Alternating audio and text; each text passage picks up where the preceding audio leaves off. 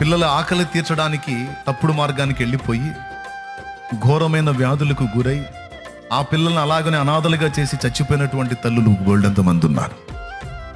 So అది correct కాదు. కానీ సమాజంలో మనం కనబడుతున్నటువంటి పాపములో బ్రతుకుతున్న వారందరినీ కూడా మనం చూసినప్పుడు అందరినీ ఒకే ఘాటన కట్టేయకూడదు.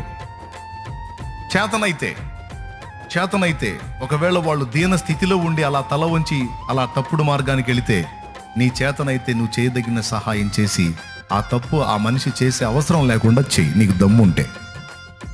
అలా నువ్వు చేయనప్పుడు నువ్వు నిందించే హక్కు నీకు లేదు, ఆ వ్యక్తిని దూషించే హక్కు నీకు లేదు. ఇది వేశ్య, ఇది పతిత, ఇది వ్యభిచారి, ఇది అలాగా ఇలాగా అనే హక్కు నీకు లేదు. ఏ కారణం చేత అయింది, ఏమిటి ఆమె యొక్క అవసరత ఏమిటి? శరీర దురాశల కోసమా లేకపోతే శారీరక అవసరాల కోసమా? ఎందుకు తల